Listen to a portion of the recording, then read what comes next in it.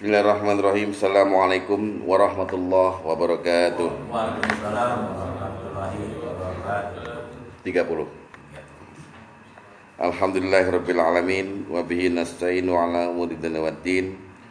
Wassalatu wassalamu ala rasulil anbiya'i wal mursalin wa ala alihi washabihi ajmain. Amma ba'du. Wa ya ibadallah, usikum wa nafsi bittaqwallah wa ta'atihi la'alakum turhamun. Ma'asyiral muslimin wa subhanallahi mu'minin rahimakumullah, sahabat pengajian Nurul Iman yang saya cintai karena Allah. Alhamdulillah, summa alhamdulillah hamdan katsiran thayyiban mubarakan fi.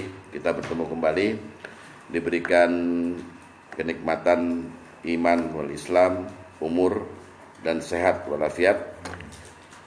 Kita dapat bertemu untuk mengkaji ilmu-ilmu Allah dengan tujuan agar Allah memberikan ridhonya pada kita dunia akhirat, amin ya rabbal alamin.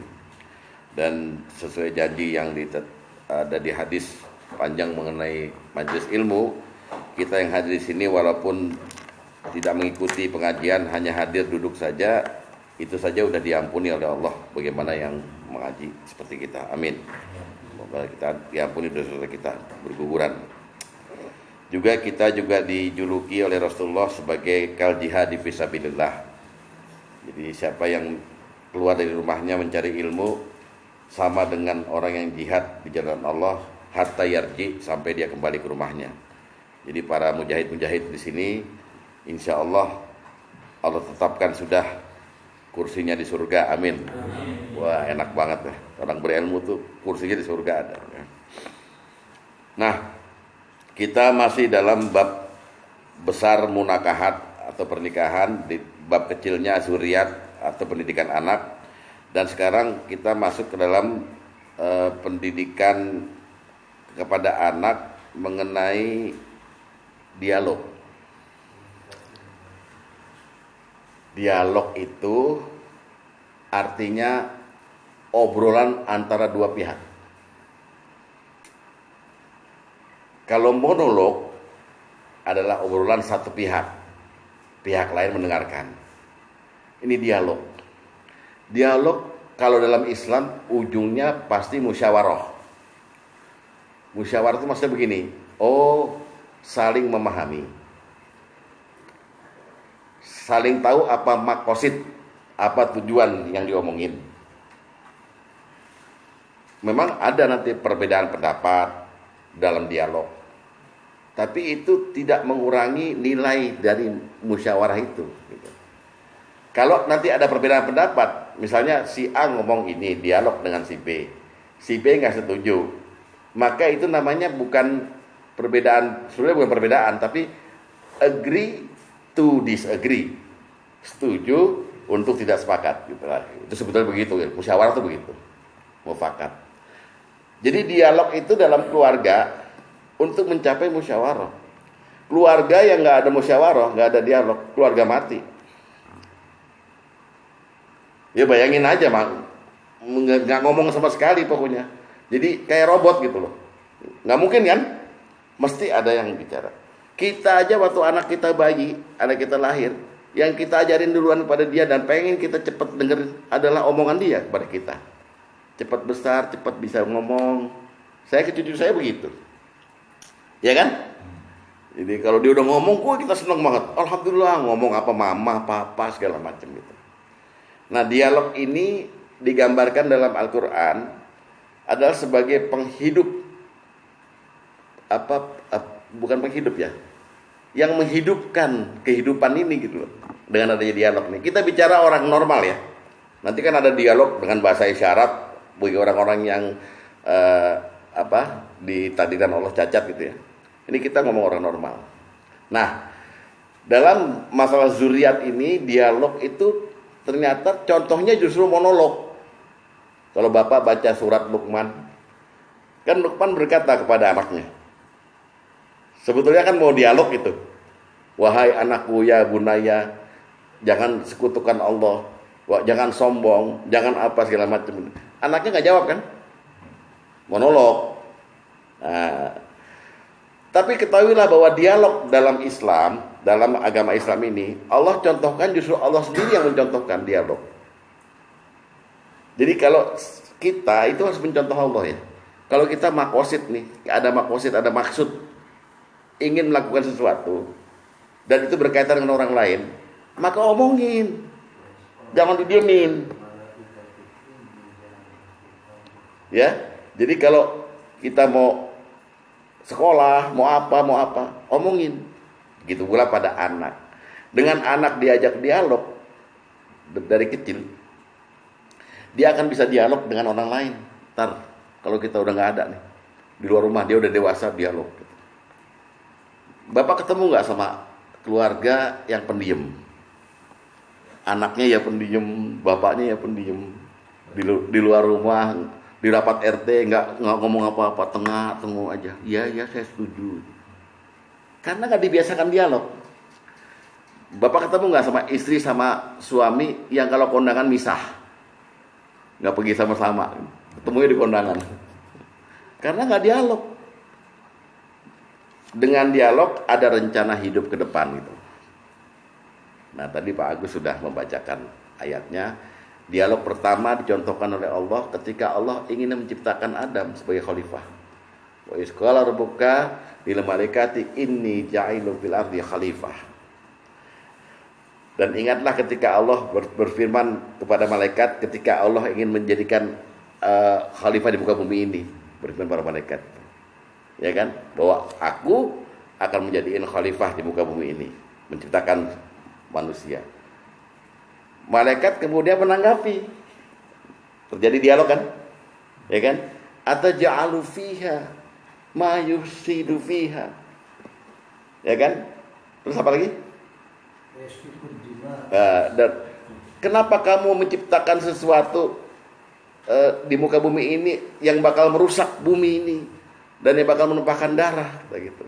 Sedangkan kami wa nahnu nusabbihu bihamdika, kami ini kerjanya memujimu, wa nuqaddisu laka, dan mensucikanmu, gitu.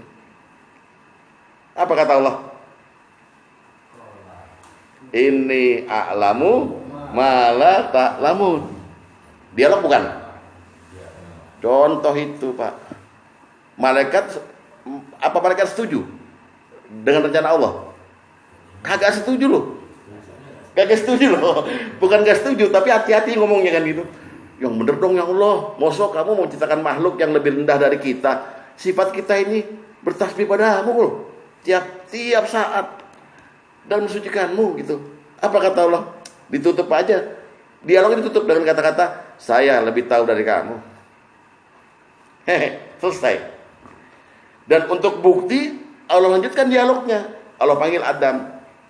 Adam, saya ajarin kamu, saya transfer ini, saya install ya seluruh ilmu di dunia ini ke kamu, gitu. Panggil lagi malaikat. Coba Adam, kamu keluarkan semua ilmumu. Sebut nama-nama sesuatu, ini komputer nih, pesawat nih, apa gitu. Malaikat terus bahkan lihat, aku kan udah bilang sama kamu bahwa aku lebih tahu dari kamu, gitu. Lalu malaikat semua bersujud. Tapi itu hasil dari dialog. Adanya dialog itu menggambarkan bahwa makosid, tujuan hidup, tujuan apapun kita itu di dunia ini itu harus diomongin kepada orang lain, minimal pada istri atau anak. Nah, dalam bab suriat ini kita ajarin anak kita dialog. Al-Quran kemudian menggambarkan contoh-contoh dialog antara bapak dengan anak, anak dengan bapak, yaitu pertama Nabi Ibrahim, yang kedua Nabi Yakub, ya, ketiga Nabi Syuaib, dan seterusnya nanti yang akan dikasih contohnya ke sini juga. Lalu di zaman Nabi juga nanti akan ditampilkan hadis-hadisnya bahwa Nabi berdialog dengan Fatimah, ya, dialog. Ini semua nanti kita jadikan ilmu supaya kita kalau memang belum pernah dialog, maka kita dialog para nabi dengan anaknya atau dengan bapaknya itu sebetulnya bertujuan untuk saling menghargai, menunjukkan kasih sayang segala macam itu. Kita perlu dialog. Jangan ada barrier antara kita dengan keluarga, dengan anak, dengan istri, jangan. Perlu didialogkan. Ya, paham ya sampai sini ya? Jadi itu contoh awal itu. Kalau contoh dialog dengan anak di Luqman, saya nggak nemu. Luqman monolog. Karena Luqman sedang memberi nasihat. Sama seperti saya sekarang, saya sedang tawasul bil haq wa tasawuf bis sabriyah. Jadi saya ngomong sendiri, monolog. Tapi ketika saya bilang sama bapak, ayo ada yang mau tanggapi, ada yang mau tanya, maka itu saya membuka pintu dialog. Ya, jadi ini satu pelajaran kepada zuriyah kita nanti yang kita ambil di malam ini untuk kita dialog sekarang. Kalau nggak pernah dialog sama anak, ujungnya nanti pasti ada masalah. Contoh, maaf ini saya beri contoh ya. Beri contoh. Ada orang yang nggak pernah ngomong soal mati atau soal warisan pada anak, atau soal bagaimana hak anak pada orang tua pada anak gitu. Ketika si bapak atau si ibu mau menjual rumahnya, sertifikat ditahan anak. Itu nggak dialog dulunya itu. Iya Pak. Saya kasih contoh langsung aja kasus Pak Basuki. Kalau ada dialog dari awal, makanya ketika beliau konsultasi sama saya bilang ajak ngomong. Iya betul Pak. Ajak ngomong semuanya, dialog. Dengan dialog tahu haknya, tahu kewajibannya, tahu mana yang benar, tahu mana yang salah. Anda salah menggelapkan sertifikat dengan pemegangnya, nggak boleh. Lihat siapa hak ini dalam itu. Jangan bicara saya punya hak karena saya anaknya almarhum. Nggak bisa. Semua ada aturannya. Mesti didialogkan. Nah, siapa yang berani memulai dialog? Dialah orang yang berilmu duluan. Ilmunya lebih tinggi dari yang diajak dialog, ya dong. Gitu. Ya. Oke. Nah, musyawarah ini, dialog ini itu diperintah. Bahkan salah satu sifat Nabi yang Allah tonjolkan adalah Nabi selalu bermusyawarah. Nabi selalu bermusyawarah. Sehingga akhirnya terjadi Nabi menjadi tumpuan harapan orang terhadap pertanyaan apapun. Nabi itu nggak boleh duduk Pak. Baru duduk sedikit lagi ada yang tanya. Berdiri lagi Nabi untuk menjelaskan. Nanya, ya Rasulullah, ya Rasulullah gitu. Atau kadang Rasulullah sendiri keluar dari rumah langsung bilang, hal adulukum, apa kamu mau aku jelaskan gitu. Kayak gitu-gitu. Jadi mengajak dialog. Dengan dialog terjadilah kejelasan masalah. Memang ada yang pahit, ada pihak yang pahit, ada pihak yang dirugikan seolah-olah gitu. Tapi dialog. Ya. Untuk mutusin ini salah apa enggak aja hakim dialog kok. Ya kan? BAP di polisi dialog kok. Nah, saudara bener nggak memperkosa? Nah, kan itu dialog kan tanya, ya kan sambil ngetik polisinya, gitu. Ya, kita lihat surat Ali Imran 159. Ini Allah lagi memuji Rasulullah. Ketika Rasulullah itu lembut terhadap orang yang mengkasari beliau. Ini perintahnya ya. Fabima rahmatin minallahi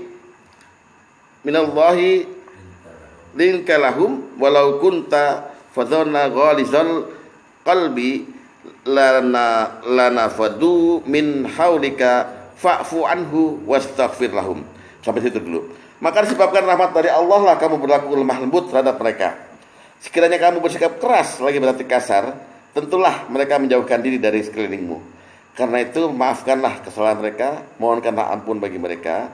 Wasyawirhum fil amri, dan bermusyawaratlah dengan mereka dalam segala urusan. Lalu kalau kamu udah mulai dekat, faiza azamta, lalu apa? Fattawakkal Allah, maka bertawakal. Jadi ujung-ujungnya adalah sebenarnya ke Allah lagi balikin segala urusan, tapi kepada orang yang ada urusan sama kita dialog. Coba kalau bapak berantem sama orang, nggak sama-sama dialog gitu, akhirnya gimana? Dunia sempit Pak. Mau keluar ada dia, tata diberi apa gimana gitu. Dialog, ajak dialog. Apa nih masalahnya? Gitu.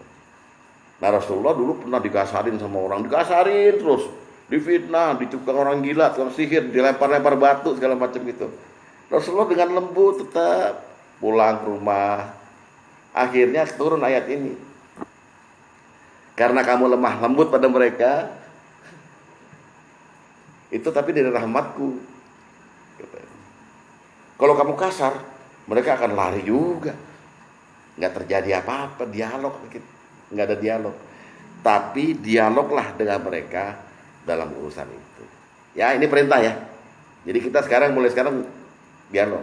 Sama dengan Pak Sugeng, nggak jelas kan kalau Pak Basuki itu mau ngaji apa enggak. Kalau ini, maka dia WA, Bas lo ngaji nggak besok? Iya, ya udah gue jemput. Dialog. Jadi dia di sini. Coba dia nggak nanya, gue malas nanya Basuki ah. Dia nggak di sini. Gue malas nggak ada motor dia bilang gitu kan. Sama-sama gila kan. Ya, betul. Gue contohin aja dua nih, soalnya orang bengal dua-duanya. Nah, musyawarat atau dialog juga ciri khas orang mukmin. Surat 42, surat apa tuh 42? Asyura ayat 36, 37 dan 38. Ya.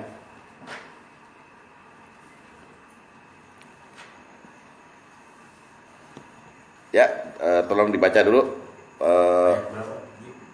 Surat 42 ayat 36, 37 dan 38. Tolong dibaca ini. Arabnya oleh Pak Agus, terjemahnya oleh Pak Luli. Yang mulai 36 dulu.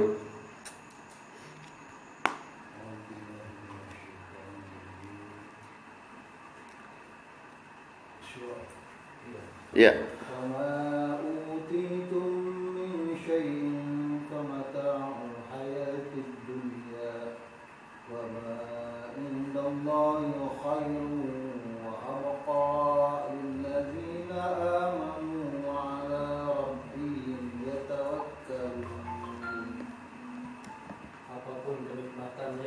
Kepadamu, maka itu adalah kesenangan hidup di dunia. Sedangkan apa kenikmatan yang ada di sisi Allah lebih baik dan lebih kekal bagi orang-orang yang beriman. Dan hanya kepada Tuhan mereka bertawakal. Orang beriman, orang bertawakal. Oke, terus.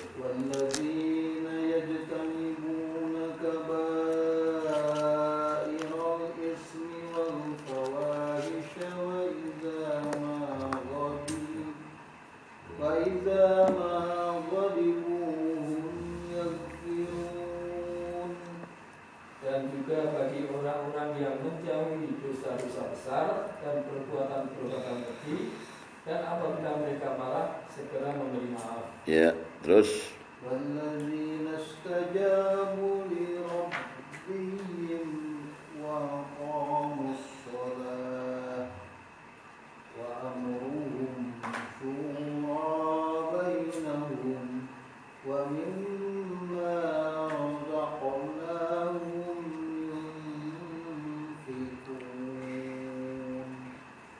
Dan bagi orang-orang yang menerima atau mematuhi seruan Tuhan dan melaksanakan sholat, sedangkan urusan mereka diputuskan dengan musyawarah antara mereka, dan mereka menginfakkan sebagian dari rezeki yang kami berikan kepada mereka. Ini saya kira ciri-ciri dari ayat 36 sampai 38 udah ada di diri Bapak semua. Bapak beriman bertawakal udah kan? Udah tawakal udah kita omongin, iman apalagi, ya kan? Bapak jauhi dosa besar kan? Udah nggak zina kan? Udah nggak zina, udah nggak zina, udah nggak minum, udah nggak sekali judi segala macem. Dan kalau ada orang yang, nah ini kemarin di minggu kemarin buat salah sama kita minta kita maafin, betul ya? Kita maafin tuh. Jadi kita di diri kita nggak ada kesalahan orang lain, itu cirinya. Lalu ciri selanjutnya adalah kita patuh sama seruan Tuhan, azan kita langsung sholat segala macam. Ramadan kita puasa dan kita sholat yang pasti. Lalu setiap urusan diputuskan dengan dialog, dengan musyawarah. Ini gimana nih? Ini kok nggak ada yang beresin lagi? Lalu Pak Sugeng buka dialog. Udah, asisten gue yang beresin. Itu maksudnya buka dialog ke kita. kita bayar nggak itu? Gitu. Iya, oh iya. Orang-orangnya pada diem, monolog ini. Jadi harus selesai masalah itu harus selesai, Pak. Jangan bawa masalah ketika Anda mau tidur, masih ada masalah. Pasti bangunnya nggak jelas, entah stroke, entah apa. Bener. Apalagi sama istri, udah selesaiin masalah sebelum tidur. Maaf ya tadi ya. Wah, pasti bapak dia langsung dihajar juga. Wah, gitu kan. Jadi lagi, ya. Nggak, kita ini kuburan besar. Dia Allah. Sampai sini paham, Pak? Dengan Bapak paham, maka ayo kita buka sekarang contoh-contoh dialog daripada nabi-nabi kepada anaknya maupun kepada bapaknya gitu, supaya kita tahu oh begini cara dialog ya gitu. Ada yang setuju, ada yang nggak setuju nanti gitu. Kita lihat dulu. Jadi dengan dialog dan musyawarah kita akan tahu bahwa manfaatnya besar sekali. Kita baca hadis nomor 1 dulu. Kalau dia nanya nomor PIN nggak di lepas. Dialog nanya apa? PIN. Iya dijawab aja. Ya iya. Lu siapa nanyain nomor? Ini di keluarga ya. Oh, wah kalau gitu kalau ada saldonya nggak apa-apa, PIN diumbar. Lihat hadis nomor 1 itu manfaat dialog.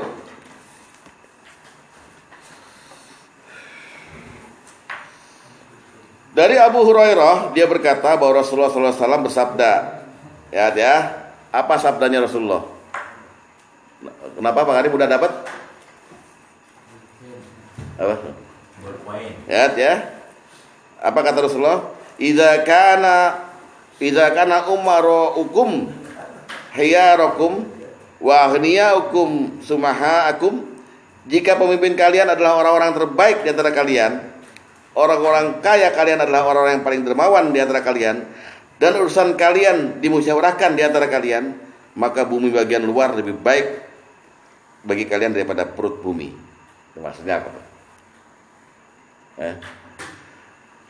Jadi kalau misalnya Anda udah bisa punya pemimpin yang baik ya, yang terus kemudian orang-orang kaya tuh dermawan semua, dan setiap ada masalah dimusyawarahkan dengan dialog gitu, Anda nggak usah hidup di bumi lagi, nggak ada nilainya lagi bumi itu. Lebih baik bumi musyawarah itu nilainya adalah nilai akhirat. Ya. Walaupun Anda nggak punya duit, kalau musyawarah adem, gitu loh. Ya. Oke. Jadi itu manfaat dialog. Dengan apapun yang Anda jumpai, dengan karyawan, dengan orang, ya. Ini kadang-kadang dialognya mengandung dosa. Ada orang yang kasih salam di rumah kita. Assalamualaikum dari yayasan. Kan dia bukan dialog. Ya lo lagi gitu. Kan kemarin udah 2.000. Udah dialognya mengandung dosa. Dialog mesti adem, musyawarah, Pak. Jangan kemari mulu dong. No banyak tuh orang-orang kaya tuh, Ade Herman tuh datangin tuh, dia punya laundry gitu. Boleh gitu ya. Bentar. Dede tanya dari mana lo tahu gue? Dari Pasar. Bu Yusuf kan nggak tahu kalau ayam kita dijual juga kan. Oh. Kalau si asisten anak, Bu itu kan biasa telur. Itu kalau mau ini kan dialog juga. Dialog Kirain nggak dijual gitu ya kan. Manfaat kan? Manfaat. Jadi Bu Yusuf tahu. Tapi beli nggak Bu Yusuf? Beli kan akhirnya? Beli ayam. Oh. Gara-gara dialog terbuka rezeki. Gitu. Tapi karena nggak dialog kita nggak dapat komisi. Ya dapat komisi. Iya. Iya. Enggak, lu yang rumah udah kelar belum tuh? Katanya udah beli sate ayam. Nggak jadi deh. Nah, lagi dialog juga. Janji adalah hutang loh. Iya. Ya. Yuk kita lihat dialog antara Nabi Ibrahim dengan ayahnya. Surat Maryam ayat 41.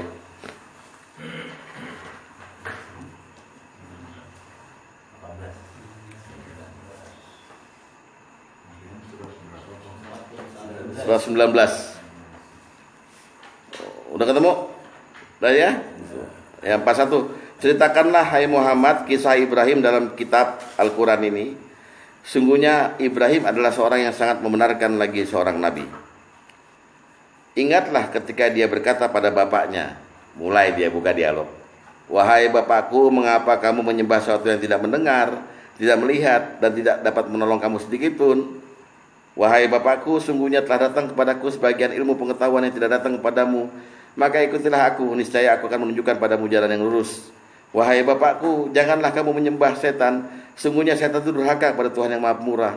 Wahai bapakku, sungguhnya aku khawatir bahwa kamu akan ditimpa azab dari Tuhan yang Maha Pemurah. Maka kamu menjadi kawan bagi setan. Sampai sini, ini monolog kan? Hah? Tapi dia saking sayangnya sama bapaknya, sampai nanya, kenapa kok kamu beda ya? Kok batu disembah? Ibrahim bingung gitu. Makanya aku takut kamu diazab. Apa jawaban bapaknya? Lihat, berkata bapaknya, bencikah kamu pada Tuhan-Tuhanku, hai Ibrahim? Jika kamu tidak berhenti, maka niscaya kamu akan kurajam dan tinggalkan aku buat waktu yang lama. Berkata lagi Ibrahim, semoga keselamatan dilimpahkan padamu, wahai bapakku. Aku akan mintakan ampun bagimu pada Tuhanku. Sungguhnya dia sangat baik. Dan bla bla bla dan bla bla bla. Terjadi dialog. Tapi intinya Ibrahim takut bapaknya syirik masuk neraka, maka bapaknya dibujuk, tinggalkan. Kenapa kamu sembah itu? Bapaknya nggak mau. Agree to disagree. Setuju tidak sepakat. Kenapa kamu benci sama Tuhan saya? Kalau kamu terus-terusan begini, saya rajam kamu. Wah, terjadi dialog. Pernah nggak di keluarga bapak kayak gini? Bapak sama anak, bapak nasihatin, anaknya ngelawan, atau anak protes pada bapak, bapaknya marah gitu. Pernah kan? Ya sama Ibrahim. Tapi dialog antara bapak dengan anak, anak dengan bapak. Kalau ini anak yang khawatir karena bapaknya rada-rada miring. Nah, pernah nggak bapak dalam keadaan miring dinasihatin sama anak? Kira-kira, "Pak, jangan begitu dong, Pak." Gitu. Kalau pernah berarti anak bapak jago dialog. Biasanya anak-anak yang takut sama bapaknya ngomong sama emaknya. Bapak sepeleng begitu, kenapa mak? Apa pistonnya kurang? Apa diganti? Iya kan? Nah, kalau udah terjadi begitu, ada omongan rahasia, nggak ada dialog, ya udah keluarga mati. Bapak mabok, anak nonton TV, ada ajan, emaknya lagi gini bawa mau bikin nasi goreng, makir-makir gitu ya. Udah gitu aja udah keluarga. Nah, keluarga itu kira-kira baiti jannati bukan? Rumahku surgaku. Nggak ada. Boro-boro masuk surga Pak. Matinya jadi buang ke got kali. Nggak ada yang mau mandiin soalnya. Ya, ada dialog. Dengan adanya dialog ada kemesraan loh. Pasti. Ya. Istri bapak itu boleh dikibulin dikit-dikit lah. Bapak nggak punya duit tapi dia minta emas gitu. Atau minta jalan-jalan ke Hong Kong gitu ya. Taruh aja kwitansi di amplop kecil gitu, truk gitu. Datang pulang kantor, nih tiket ke Hong Kong. Pasti bapak dilayanin. Jangan dibuka dulu ya, jangan gitu. Besoknya cari duit yang banyak supaya ada tiket beneran, ya. Tapi dialog, gitu. Yus jangan ngomong kwitansi lah gitu, ya. Itu antara anak dengan bapak. Sekarang antara Ibrahim dengan Ismail. Surat 37 ayat 102. Ayat 102. Lihat ya. Falamma balagha ma'ahu sa'ya. Tatkala anak itu sampai pada umur yang sanggup berusaha, qala Ibrahim berkata, "Ya bunayya, hai anakku, inni ara fil manami anni asbahuka fanzur maza tara." Hai anakku, aku melihat dalam mimpi aku menyembelihmu.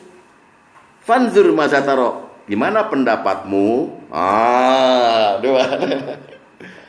Ismail karena dia nabi sih. Karena dia calon nabi ya. Dia menjawab, ya abatif al ma tu'maru satajiduni insyaallahu minas sabirin. Hai bapakku, kerjakan aja apa yang diperintah padamu. Insya Allah kau akan mengetahui bahwa aku orang-orang yang sabar. Dialog bukan? Dialognya cakep nggak? Satu bapak ragu, ini mimpi beneran dari Allah atau bukan? Gue suruh nyembelih lu. Coba bagaimana pendapatmu? Kita kalau bapak kita gitu, kita kabur pak. Gue mimpi nih, gue sebenarnya nyembelih lo, gimana pendapat lo? Kabur, cabut, bener-bener. Pakai golok lagi ngomongnya. Gue nyembelih lo gimana kan? Ini lain. Ya bapakku, engkau kan nabi. Kalau kau nabi, mimpi itu pasti benar. Ya kan? Mimpimu pasti dari Allah. Oleh sebab itu, laksanakan saja apa yang diperintahkan padamu. Engkau akan mendapati aku satajiduni insyaallahu minas sabirin. Engkau akan mendapatiku orang-orang yang sabar. Ya. Ya karena Ismail begitu ya udah bener sembelih. Nah di situ hadis itu yang bicara nanti. Ya, bagaimana dia disembelih diganti dengan kibas, diganti dengan domba. Itulah syariat. Kemudian kita harus berkorban. Lalu Ibrahim dan Ismail, ketika Ismail dijumpai oleh Ibrahim sudah dewasa dan Ibrahim diperintah oleh Allah bangun Ka'bah. Jadi kalau kita nih mau rehab rumah, kita lihat anak kita bisa bantu dikit lah gitu, ya 500 juta gitu. Kita kan ngomong sama anak itu, ngomongnya juga yang lembut kan. Kira-kira bisa bantu nggak? Papa mau ngerehab nih jadi ya berapa pak? 500 juta. Oke, dialognya seperti itu. Jangan main lo bayar tuh, gue ngutang material.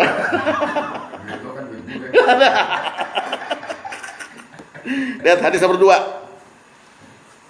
Hadisnya panjang nih, saya potong di tengah-tengah ya. Kemudian Ibrahim meninggalkan mereka lagi untuk waktu tertentu sebagaimana dikehendaki Allah.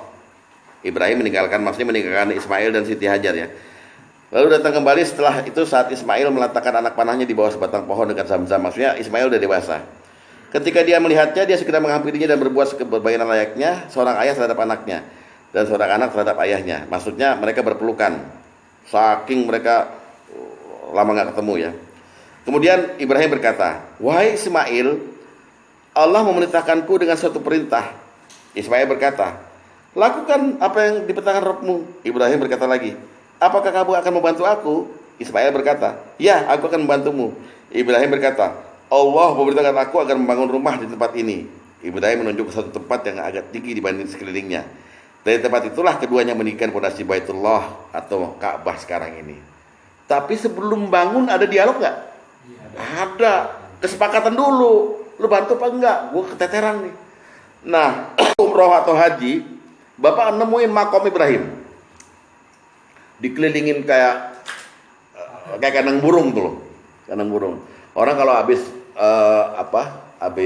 tawaf, kemudian kan nyium Hajar Aswad, lari ke makam Ibrahim untuk sholat sunnah. Rasulullah soalnya begitu. Sholat sunnah yang rakaat pertamanya Al-Kafirun, rakaat keduanya apa itu. Nah, makam Ibrahim itu adalah kalau Bapak nengok ke dalamnya, itu ada tapak kaki Ibrahim. Konon kalau menurut tarikh Arab nih, nggak ada hadisnya nih, sejarah orang Arab, itu tapak kaki yang dipoweri sesuatu itu sehingga dia bisa naik, bisa turun, bisa naik, bisa turun. Nah, Ibrahim berdiri di situ, Ismail yang bawa batu. Tuh 2 batu. Naik batunya, taruh di Ka'bah, turun lagi. Namanya makom Ibrahim. Nggak tahu tuh pakai apa tuh, mesin apa kan gitu, nggak tahu ya. Jangan bilang Ustadz bohong, jangan. Gue juga dengar dari orang ya kan. Jangan bilang gue bohong, di dialog nih ya kan. Nah, Ibrahim ada atapnya enggak? Kayak kandang burung, orang dia cuma nih tapak kaki doang gitu. Enggak kayak apa seperti kayak kuburan gitu enggak. Itu makam, ini makom tuh kedudukan. Kedudukan. Bukan kuburan Ibrahim, bukan. Tempat Ibrahim berdiri waktu membina Ka'bah. Dia berdua doang sama Ismail. Ka'bah kan 15 meter tingginya. Nah, jadi itu kata orang Arab, bisa naik, bisa turun. Ya, bisa melar, bisa lemas. Kayak dongkrak lah. Ya, naikin, turunin gitu. Ya, itu asal mulanya. Lalu dialog antara Ibrahim dengan menantunya. Jadi istrinya Ismail itu pernah didatangi sama Ibrahim ketika Ismail pergi. Istri pertama ditanya, gimana kamu setelah nikah dengan Ismail? Wah, susah, kering, pahit, gitu. Ya udah, nggak apa-apa. Nanti kalau ketemu Ismail, sampaikan salam dariku dan ganti palang pintumu. Dan sampaikan dia, tolong ganti palang pintunya. Gitu. Itu isyarat ganti istrimu. Soalnya istri ini tukang ngeluh. Nggak lama datang lagi Ibrahim ke menantu yang baru. Dia nanya, gimana kamu hidup sama Ismail? Oh, kita ya senang-senang aja, bersyukur. Makannya daging, minumnya air, segala macam gitu. Nah, kalau ketemu Ismail lagi, sampaikan salam dariku dan bilang sama dia, palang pintumu udah kokoh, dan istrimu udah kuat. Dialog. Ismail ngerti, oh bapak gua nggak seneng sama yang pertama, tapi senang sama yang kedua gitu. Nah, bapak yang punya yang kedua yang mana? Ya itu kan, nggak tahu bapaknya seneng apa enggak sama yang kedua. Ayo lihat. Lihat hadis nomor 5. Hadis nomor 5. Di kemudian hari Ibrahim datang setelah Ismail menikah untuk mencari tahu apa yang telah ditinggalkannya, namun dia tidak menemukan Ismail. Ibrahim bertanya tentang Ismail kepada istrinya Ismail. Istrinya menjawab, dia sedang pergi mencari nafkah untuk kami. Lalu Ibrahim bertanya tentang kehidupan dan keadaan mereka. Istri Ismail menjawab, kami mengalami banyak keburukan dan hidup kami sempit dan penuh penderitaan yang berat. Istri Ismail mengadukan kehidupan yang dijalaninya bersama suaminya kepada Ibrahim. Ibrahim berkata, nanti apabila suamimu pulang datang, sampaikan salam dariku dan katakan kepadanya agar dia segera mengganti daun pintu rumahnya. Wah, ini bahasa tinggi nih, maksudnya ganti, lo gue suruh ceraiin nanti gitu. Karena nggak patut seorang nabi punya istri yang banyak mengeluh. Bapak di rumah istri bapak mengeluh nggak? Enggak kan? Bapaknya juga cakep ya. Iya. Gila, lo nggak ada duit kan bini langsung mencak. ganti lagi. Ya. Terus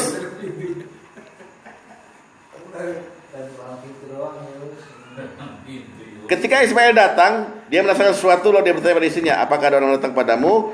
Istrinya menjawab, ya, tadi ada orang tua begini keadaannya datang kepada kami. Dan dia menanyakan kamu, lalu aku terangkan, dia bertanya padaku tentang keadaan penderitaan. Maka aku terangkan bahwa aku hidup dalam kepayahan dan penderitaan. Ismail berkata, apakah orang itu memberi pesan kepadamu tentang sesuatu? Istrinya menjawab, ya.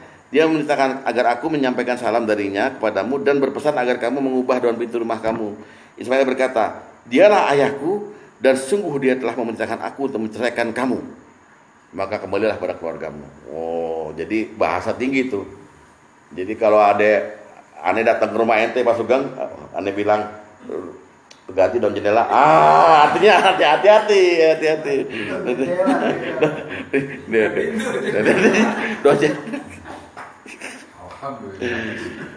Nah, sekarang Bapak lihat yang bold lagi.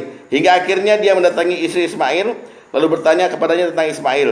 Istrinya menjawab, dia sedang pergi mencari nafkah untuk kami. Lalu Ibrahim bertanya lagi, bagaimana keadaan kalian? Dia bertanya kepada istrinya Ismail tentang kehidupan keadaan hidup mereka. Istrinya menjawab, kami selalu dalam keadaan baik-baik saja dan cukup. Istri Ismail memuji Allah. Ibrahim bertanya, apa makanan kalian? Istri Ismail menjawab, daging. Ibrahim bertanya lagi, apa minuman kalian? Istri Ismail menjawab, air. Maka Ibrahim berdoa, ya Allah berkailah mereka dalam daging dan air mereka. Nabi SAW bersabda, saat itu nggak ada ujian mereka dan sebagainya. Terus yang bold lagi ya, Ibrahim selanjutnya berkata, jika nanti suamimu datang, sampaikan salam dariku kepadanya dan perintahkanlah dia agar memperkokoh daun pintu rumahnya. Artinya tetap memelihara istri yang ini yang bersyukur terus, jangan dicerai gitu. Ya, dialog antara bapak ngirim pesan rahasia kepada anaknya lewat mantunya. Ya. Bapak yang punya mantu-mantu perempuan nih, jangan didatengin lagi sendiri Pak, nanti Bapak tergoda lagi. Mantu kemana nih? Anak gue. Lo gimana kok? Budi makin bagus aja. Wah, rusak ya. Rusak. Itu kalau itu di Gajah Mada tuh lulusannya tuh, yang begitu-gitu. Nah, lalu dialog sekarang Ibrahim kita tinggalkan Nabi Yusuf. Nabi Yusuf tuh pernah berdialog dengan bapaknya Nabi Yakub. Pak, saya ngimpi bintang, matahari, bulan semua sujud pada saya.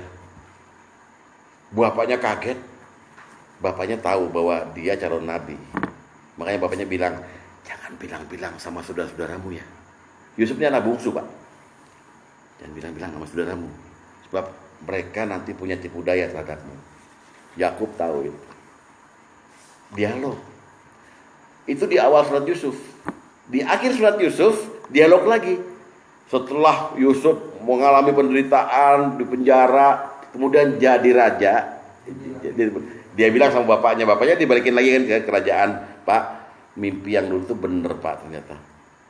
Dialog berkesinambungan. Nah ini Bapak perlu tahu. Jadi ngomong sama anak, ngomong sama istri itu nggak sekarang aja. Nanti kita buktikan lagi. Udah selesai. Kan mah bener gak saya bilang dulu.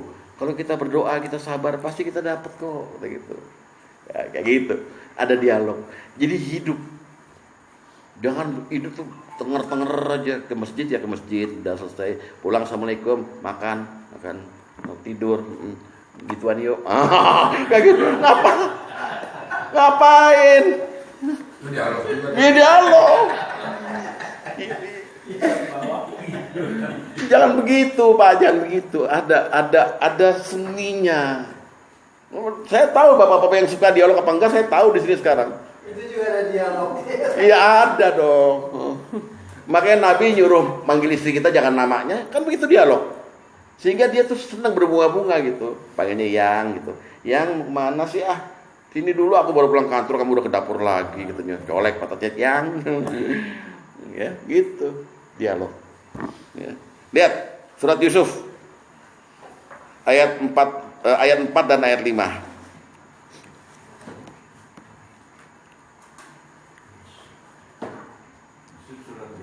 Surat 12.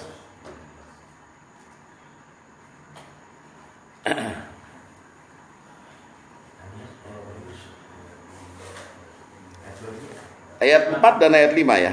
Izqala Yusufa li abih. Ingatlah ketika Yusuf berkata pada bapaknya, wahai ayahku, sungguh aku bermimpi melihat 11 bintang, matahari dan bulan. Kulihat semuanya sujud padaku. Dalam ilmu syariat, ini namanya irhas. Irhas itu artinya kemampuan lebih yang diberikan pada calon nabi.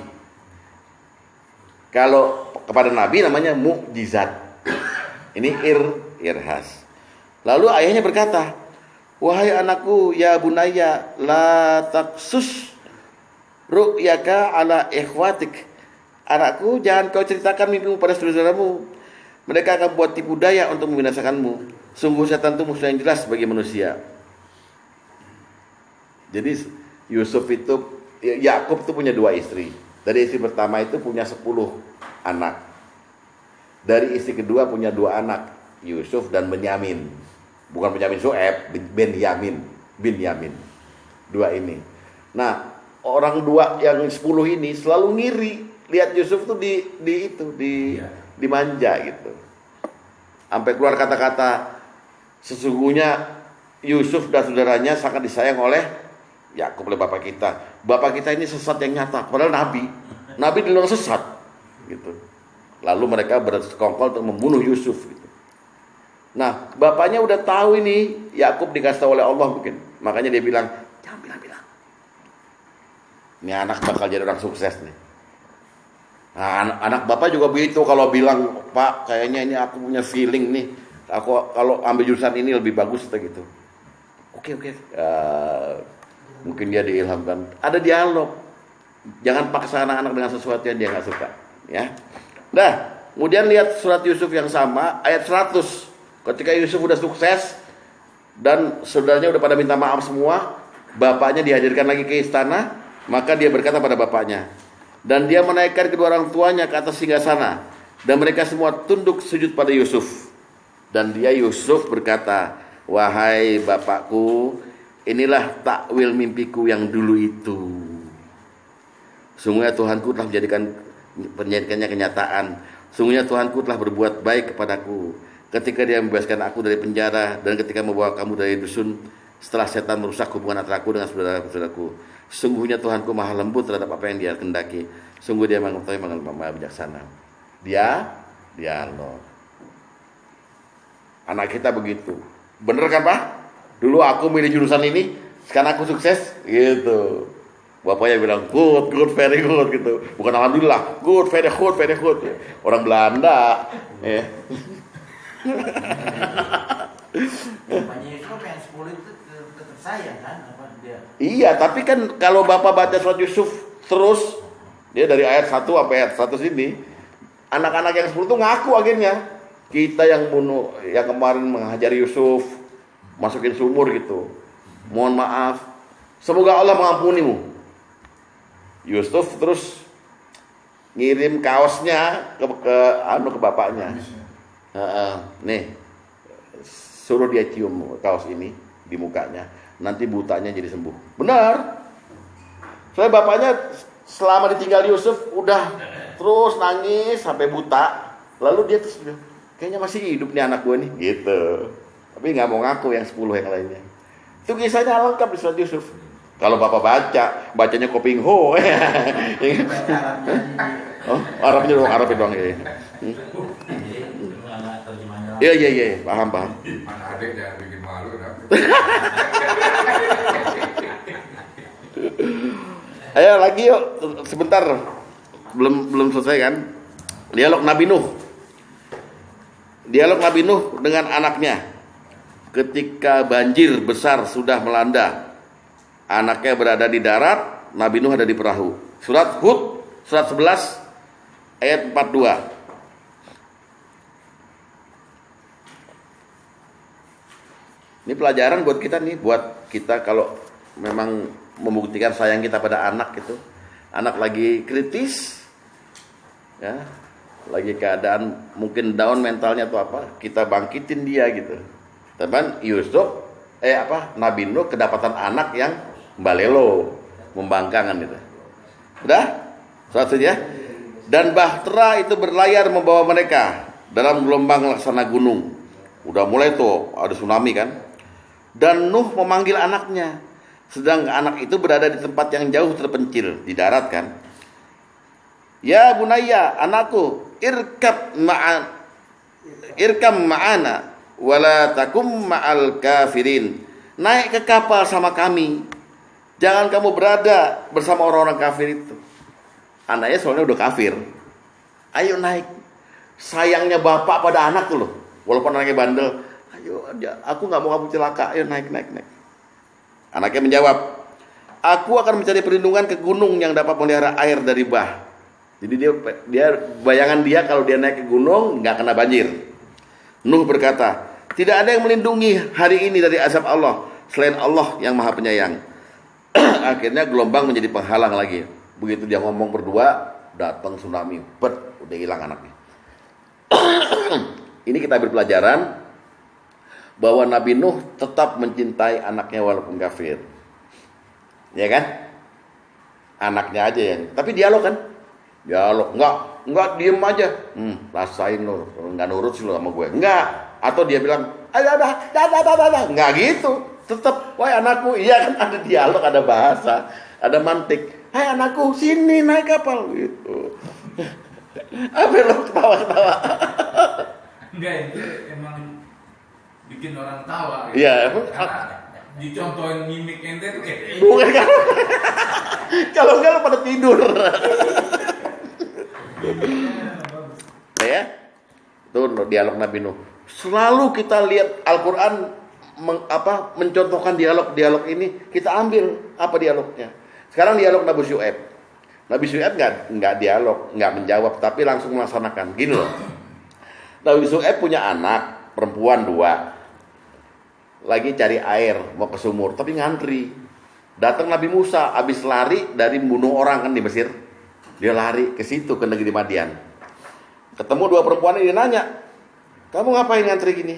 Iya, bapak kita lemah. Bapaknya tuh Nabi Syuaib namanya, ya. Syuaib kan? Ya. Terus ini kita mau cari air nih, ngantri gimana caranya gitu. Nabi Musa kan kuat, tangannya kayak beko gitu pak. Dia hajar aja satu lubang, jeder, nih air, udah ambil sepuasnya. Nah dua anak perempuan ini ngadu sama bapaknya. Pak, tadi kita ditolong sama itu, sama orang itu. Ya mungkin saking kagumnya gitu, tolong gitu. Bapaknya diem, tapi nggak lama di Quran nggak ceritakan. Bapaknya sih jawab sebetulnya, kalau gitu kamu panggil aja kemari orang itu. Nggak lama besoknya dua anak perempuan itu datang ke Musa lagi di bawah pohon sambil gini malu-malu. Bener ayatnya begitu, sambil memalu. Ya mosok gua ya malu, anak gadis kan, gitu kan dia datangnya. Bapakku manggil kamu karena kamu udah nolong kita katanya. Ya udah, datanglah Musa. Dia cerita bahwa dia lari dari ini. Tenang aja kata Syuaib, tenang aja, kamu aman di sini. Karena Syuaib sebagai nabi pasti tahu bahwa dia nabi juga. Udah gitu anaknya usul, Pak, kalau emang boleh dia jadi karyawan kita aja, soalnya dia kuat. Wah, anak perempuan yang ngomong. Bapaknya langsung bilang sama Musa, kamu ada kontrak sama saya. Kamu 10 tahun kerja sama saya. 8 tahun kerja sama saya. Setelah itu kamu boleh nikahin anak saya. Kalau kamu baik, kamu genapin lagi 10 tahun gak apa-apa. Nikah sama anak saya. Dua-duanya. Waktu itu syariatnya belum larang menikah dengan adik kakak gitu. Musa terima. Nah dari situ kemudian di ayat yang dibacakan oleh Pak siapa tadi itu, Musa kemudian 10 tahun kemudian nemuin di gurun tuh ada kayak api cahaya itu. Dia datang, namanya Bukit Muqaddas Tua. Dia ketemu sama Allah di situ kan. Hei Musa, lepaskan sendalmu. Ini bukit yang suci. Aku Tuhanmu, kan gitu. Datanglah ke Fir'aun, nah gitu. Tapi dia habis nikah itu 10 tahun kerja, ya. Lihat surat 28.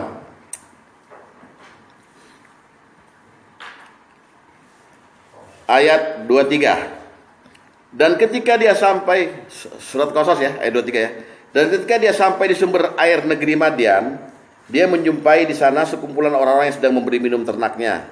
Dan dia itu maksudnya Musa ya. Di belakang orang banyak itu 2 orang perempuan sedang menghambat ternaknya. Musa berkata, apakah maksudmu dengan berbuat begitu? Kedua perempuan itu menjawab, kami tidak dapat memberi minum ternak kami sebelum penggembala-penggembala itu memulangkan ternaknya. Jadi ngantrinya panjang. Sedang ayah kami adalah orang yang tua yang telah lanjut usianya. Maka Musa memberi minum ternak kedua perempuan itu, ya dia buat lubang sendiri itu. Kemudian dia kembali ke tempat yang teduh lalu berdoa. Ya, Musa berdoa nih, ya Tuhanku, sungguhnya aku sangat memerlukan suatu kebaikan yang kuturunkan padaku. Ya, nah 2 anak ini pulang, balik lagi. Kemudian datanglah kepada Musa salah seorang dari kedua perempuan itu berjalan dengan malu-malu. Assalamualaikum, gitu kan? Waalaikum, ya. Dia berkata, sungguhnya ayahku mengundangmu untuk memberi balasan sebagai imbalan atas kebaikanmu, memberi minum ternak kami. Ketika Musa mendatangi ayahnya dan dia menceritakan padanya kisah mengenai dirinya, Syuaib berkata, janganlah engkau takut, engkau telah selamat dari orang zalim itu. Dan salah seorang dari kedua perempuan itu berkata, wahai ayahku, jadikanlah dia sebagai pekerja pada kita. Sungguhnya orang yang paling baik yang kau ambil sebagai pekerja pada kita adalah orang yang kuat dan dapat dipercaya. Ini perempuan nih kayak ngelamar Musa. Padahal jadiin karyawan aja, ya kan?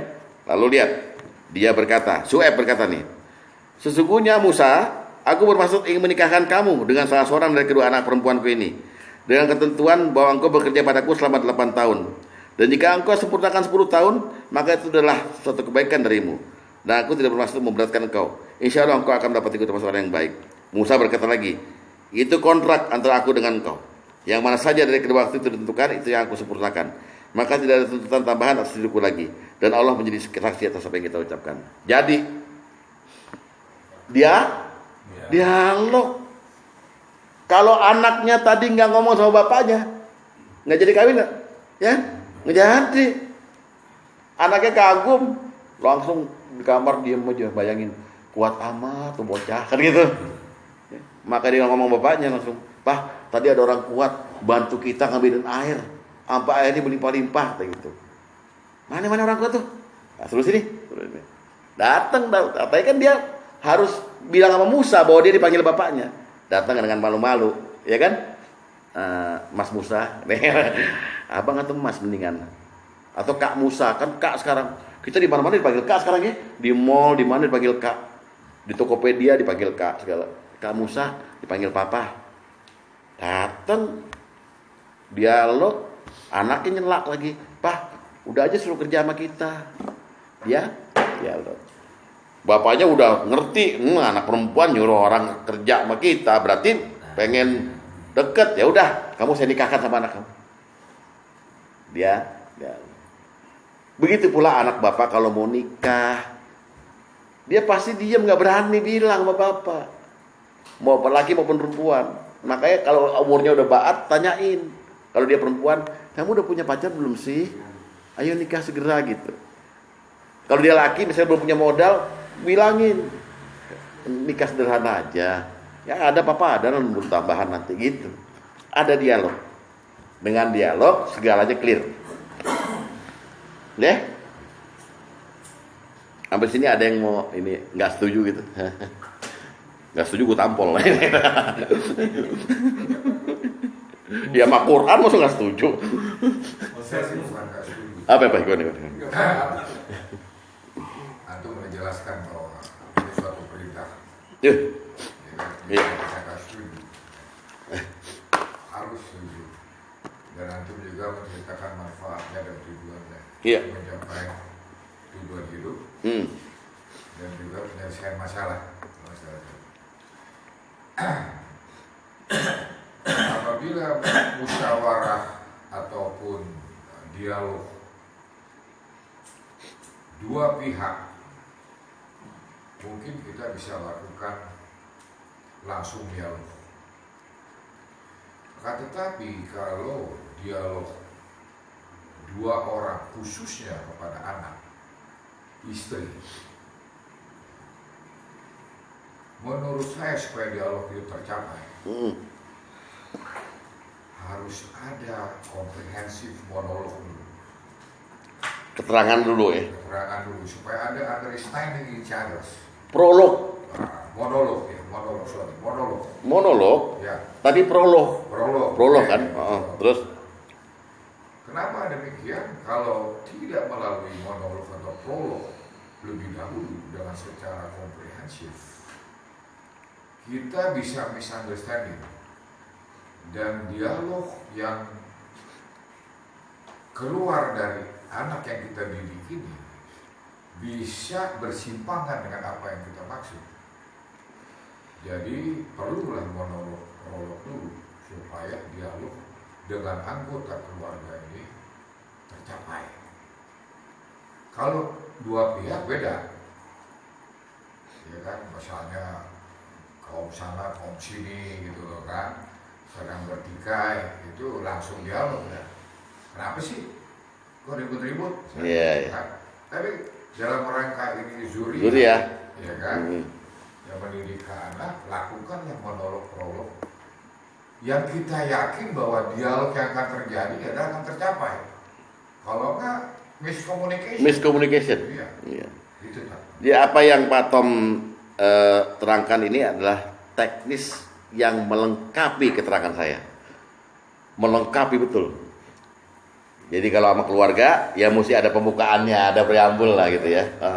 Misalnya beginilah, kita mau dialogkan bahwa anak udah gede-gede semua. Kita mau tahun baru nanti kumpul semua di rumah. Atau kumpul semua di Singapura gitu ya. Nah kan kita perlu tanya kan. Nah tapi ada prolognya. Nih papa nih pengen, udah tua nih umur, barangkali udah mau dipanggil Allah, pengen kumpul-kumpul lagi deh gitu ya. Menyatukan keluarga. Nah, kamu kan ada cara masing-masing. Gimana kalau acaramu ditinggalkan? Ya kan kayak gitu ya. Ada prolog. Jadi akhirnya orang yang tadinya nggak setuju jadi setujunya lebih nambah gitu ya. Ya, makasih Pak Tom, udah melengkapi. Yang lain? Nah ini jarang dialog nih. Yang ada tar makan, tempe mulu, kacau banget. Gimana? Ya, bicara masalah dialog ada yang rezeki jodoh maut kan ya Allah. Ya. Nah dengan komunikasi ini kan ada ya wanita yang sepanjang hidupnya dia itu bukan wah katanya jodoh deh ini.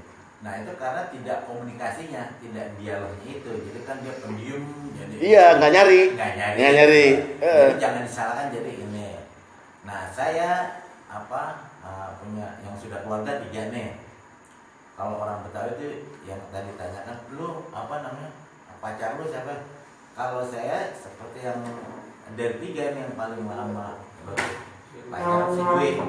Saya tuh nggak pernah menanyakan begini saya nanyakan kapan tuh si Andre ngelamar gitu. Saya ini itu ada saatnya dia Pak ini si bapaknya Andre mana? Sudah ada dialog. Gitu. Nah si Dani juga begitu, dia pacaran tapi ada yang pacaran pertama secara ini saya nggak setuju, ini saya tahu kan ini.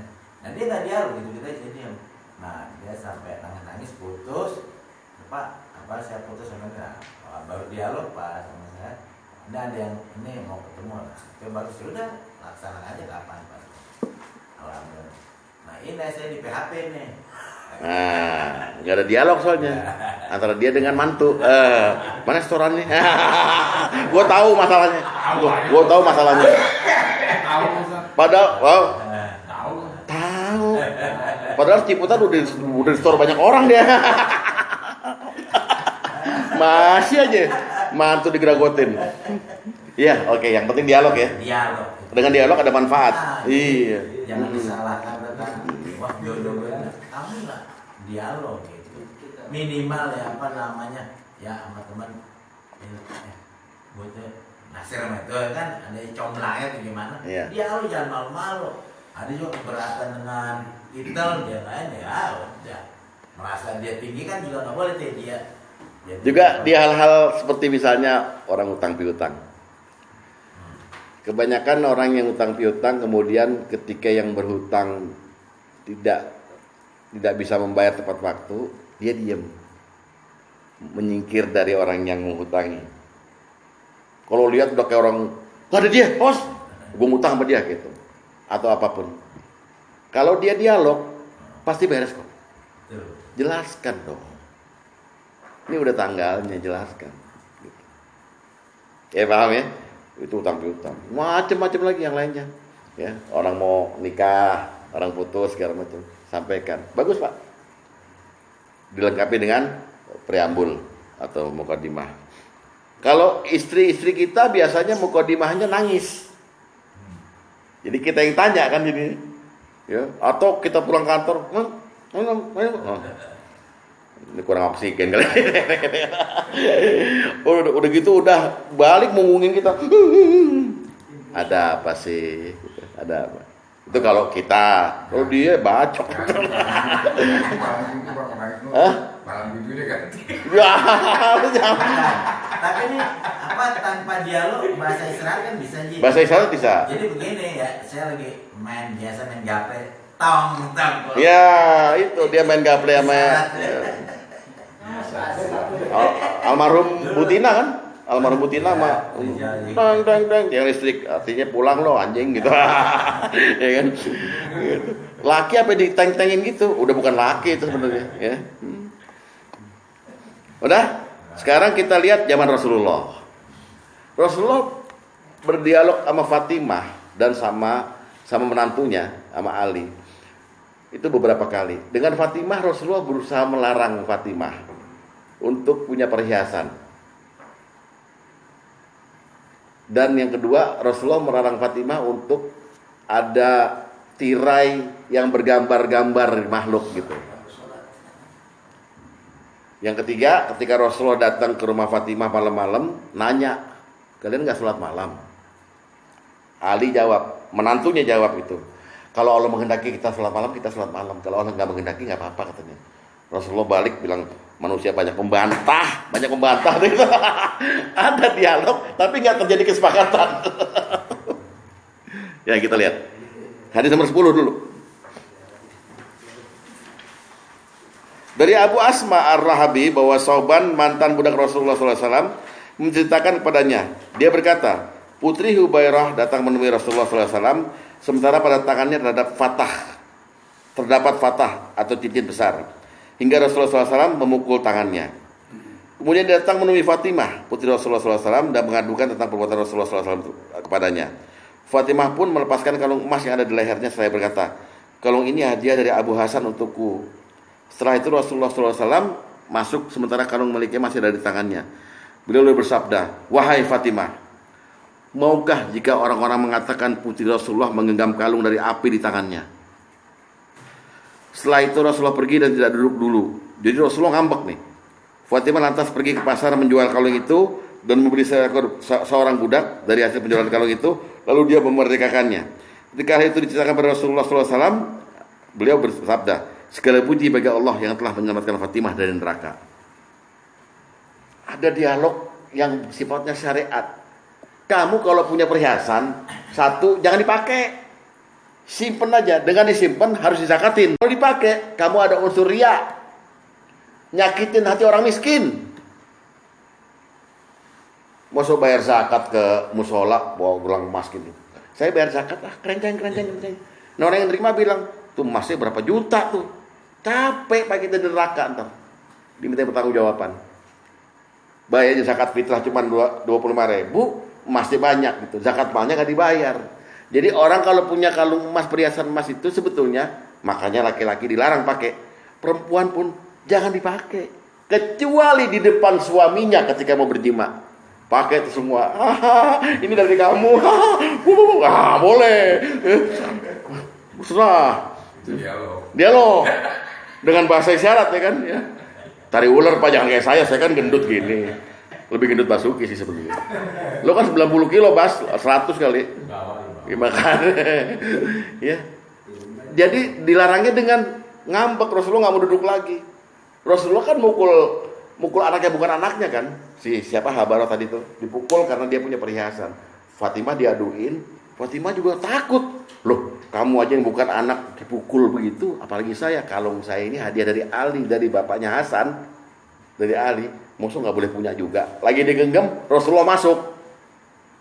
Oh, kamu mau dibilang sama orang-orang putri Rasulullah punya kalung dari api, maksudnya dari api neraka.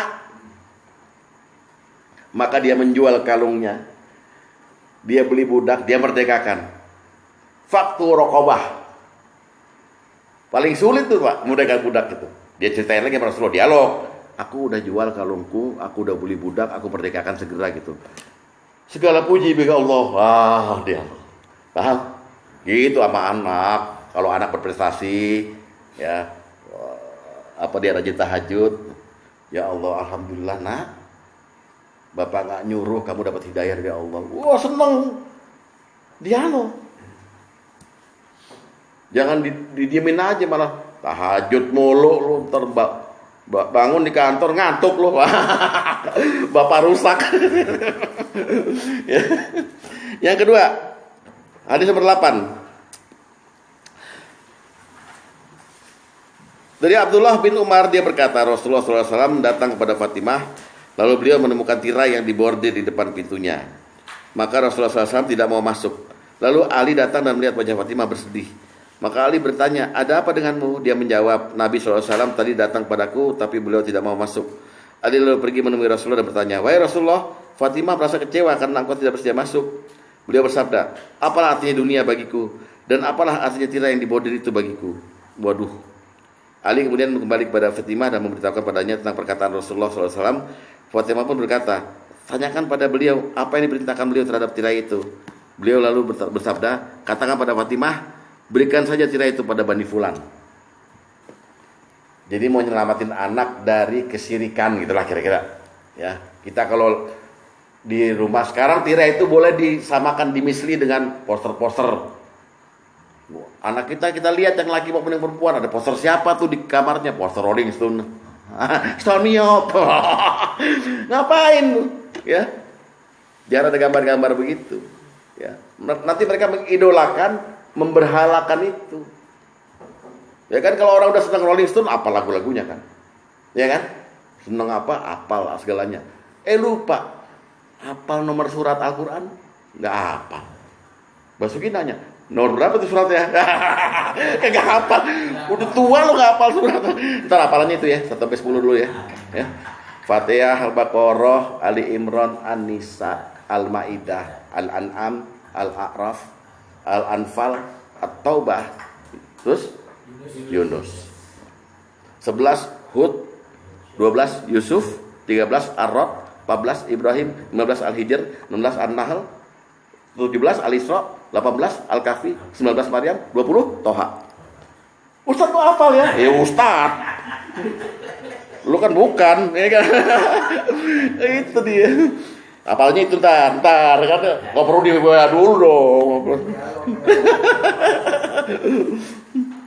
Khusus Fatom 60 sampai 70. Udah bingung deh. 60 apa 70. Terus lihat hadis nomor 3. Hadis nomor 3 lihat. Ya.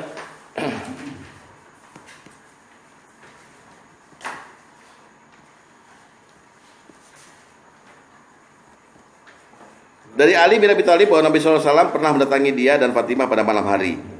Lalu beliau bersabda, "Tidakkah kalian sholat malam?"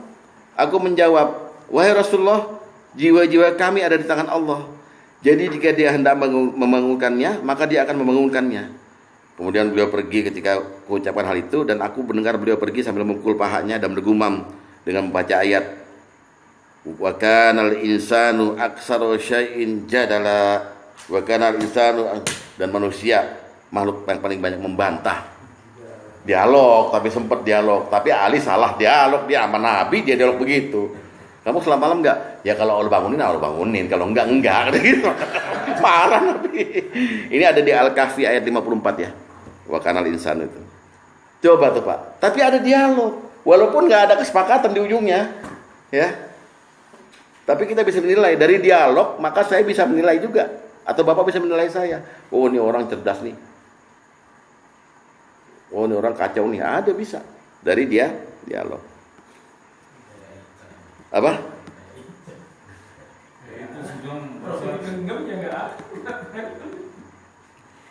Oke, terus sekarang kita masuk pada dialog antara Rasulullah dengan seorang pemuda yang pengen berzina. Ya, lihat hadis nomor 12. Dari Abu Umamah, dia berkata, sesungguhnya seorang pemuda mendatangi Nabi SAW lalu berkata, "Wahai Rasulullah, izinkan aku untuk berzina." Orang-orang mendatanginya lalu melarangnya. Jangan, kata orang-orang gitu. Kok nanya sama Rasulullah nggak sopan begitu gitu ya. Rasulullah SAW lantas bersabda, "Mendekatlah." Pemuda itu mendekat lalu duduk, kemudian beliau bersabda, "Apakah kau senang jika yang berzina itu ibumu?" Pemuda itu menjawab, "Tidak, demi Allah. Semoga Allah menjadikanku sebagai penebusmu." Beliau bersabda lagi, "Orang-orang juga tidak senang jika ibu-ibu mereka berzina." Kemudian beliau bersabda lagi, "Apakah kau senang jika yang berzina itu anak perempuanmu?" Enggak, jawabnya. Nomor 3, "Apakah kau senang jika yang berzina itu saudara perempuan ayahmu?" "Apakah kau senang jika yang berzina itu saudara perempuan ibumu?" Ya. Lalu terakhir Rasulullah meletakkan tangan beliau pada dada pemuda itu dan berdoa, "Ya Allah, ampunilah dosanya, bersihkan hatinya, jagalah kemaluannya." Setelah itu pemuda itu tidak pernah lagi berkenan untuk berzina, tidak pernah lagi melirik sesuatu apapun. Jadi Nabi didatangi sama seorang pemuda, "Saya pengen berzina." "Kamu pengen berzina?" Memang setiap orang pengen berzina. Tapi seneng nggak kamu kalau kamu melihat ibumu berzina? Nggak seneng. Orang juga begitu, nggak seneng. Kamu seneng nggak lihat kalau saudaramu sahabat berzina? Nggak seneng. Akhirnya didoain sama Rasulullah. Itu Rasulullah yang didatengin. Rasulullah yang didatengin, dia pengen berzina. Rasulullah nanya, "Emang barang baru?" Rusak semua. Kalau terpaksa ya. Emang ada yang baru? Ya. Luar biasa dialognya itu Pak. mantiknya keluar Rasulullah. Jadi keinginannya dikunci. Lo kalau nggak senang lihat keluarga lo berzina, jangan berzina, gitu aja deh intinya. Ya. Terus dialog dengan pemuda yang udah sakatul maut. Rasulullah sempat datang ke rumah pemuda, udah sakatul maut, masih dialog Rasulullah. Lihat hadis nomor 7.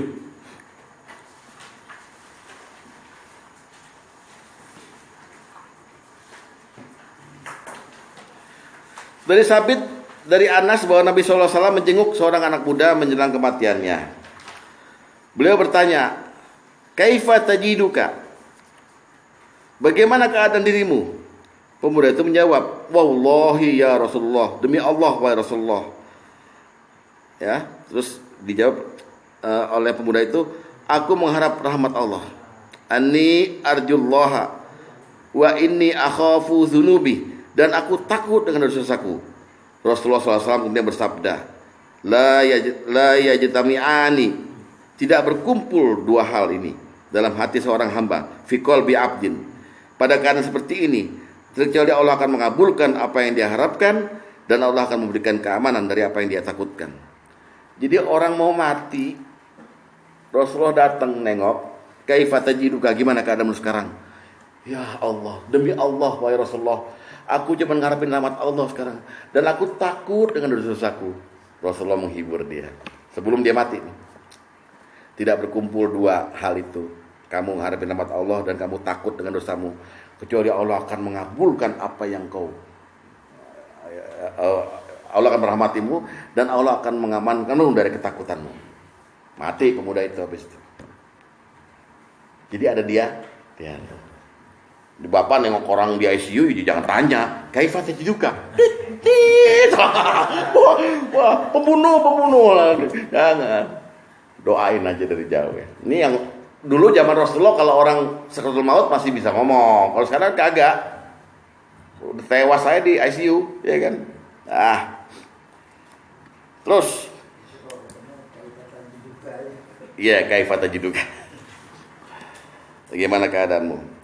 Nah, lalu ada yang teknis yang Pak Tom bilang tadi prolog, tapi ini di tengah-tengah. Hendaknya setiap dialog terhadap keluarga, terhadap orang lain itu sisipi humor, Pak. Sisipi humor sehingga orang enak ngomongnya, dialog sama kita. Jangan tegang gitu.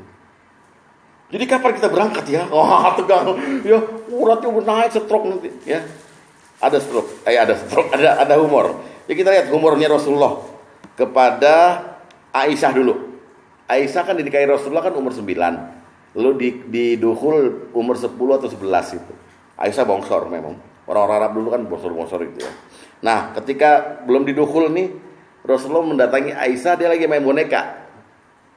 Salah satu boneka Aisyah tuh ada boneka kuda yang bersayap. Nah, lihat.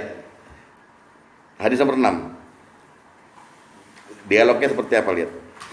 Dari Abu Salamah bin Abdurrahman dari Aisyah radhiyallahu anha, dia berkata, Rasulullah SAW tiba dari perang Tabuk atau Khaybar, sementara kamarku ditutup dengan tirai. Ketika ada angin yang bertiup, tirai itu tersikap hingga boneka-boneka milikku terlihat. Beliau lalu bertanya, wahai Aisyah, mahaza ini apa? Aku menjawab, anak-anak bonekaku. Beliau juga melihat boneka kuda yang punya 2 sayap, lalu beliau bertanya, lalu itu sesuatu yang aku lihat di tengah-tengah boneka itu apa? Aku menjawab, boneka kuda.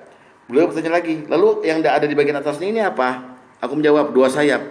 Beliau bertanya lagi, apakah kuda punya 2 sayap? Aku menjawab, tidakkah engkau pernah mendengar bahwa Nabi Sulaiman punya kuda yang punya banyak sayap? Beliau tertawa hingga aku dapat melihat giginya. Jadi ada tanya jawab yang sifatnya makin lucu gitu. Ya. Sama anak gitu, sama istri apalagi, Pak. Ya. Ini apa yang 2 itu? Susu. Gitu, enak gitu jawabnya. Ya. Jangan dijawab langsung plong-plong, jangan. Ya. Tanya dulu ada apa. Ini punya siapa? Punya abang, enak. Tapi bawa ATM, Pak. Jangan lo kering-kering kantong terus tanya ini apa. Ya.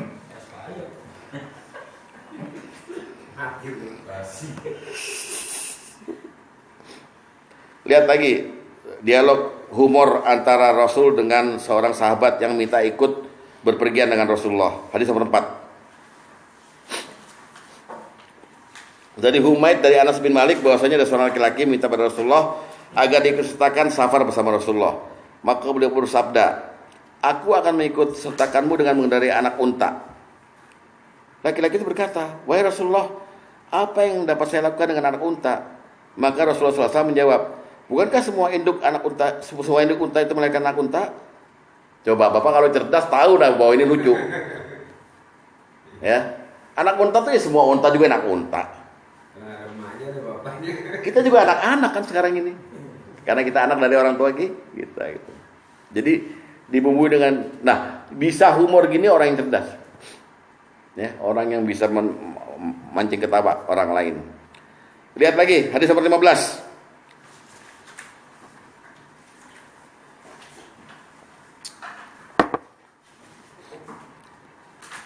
Dari Hasan al-Basri dia berkata, seorang nenek tua pernah mendatangi Nabi SAW. Saya berkata, wahai Rasulullah, berdoalah pada Allah agar dia memasukkanku dalam surga. Nabi SAW menjawab, wahai Ummu Fulan, surga tak mungkin dimasuki oleh nenek tua. Nenek tua itu pergi sambil menangis. Nabi lalu berkata pada seorang, kabarilah dia bahwa surga tidaklah dimasuki sedangkan dia dalam keadaan tua.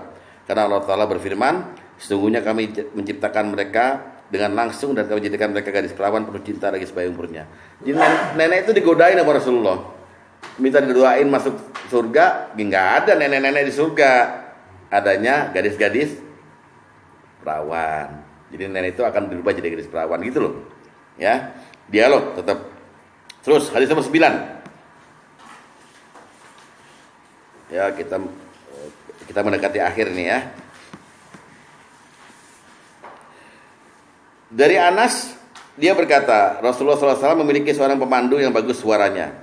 Rasulullah SAW berkata kepadanya, pelan-pelan wahai Anjasah, jangan kau pecahkan botol-botol kaca itu. Jadi ini kisahnya begini. Anjasah ini tukang nuntun unta, sedangkan di untanya itu ada penumpangnya. Nah Rasulullah tuh mau naikin 7 orang istrinya untuk ikut pergi sama-sama. Istrinya semua tuh udah gemuk-gemuk semua. Rasulullah menjulukinya botol-botol kaca.